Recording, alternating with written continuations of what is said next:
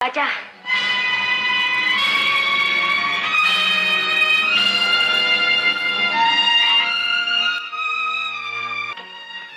என்ன யாரோன்னு நினைச்சு நீங்க சந்தேகப்பட்டு இருக்கீங்க.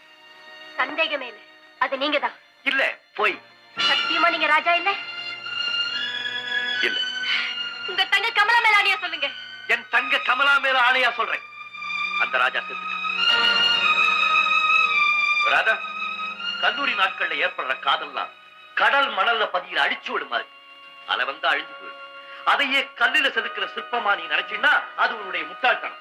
நான் முட்டாள்தான் ஒத்துக்கிறேன்.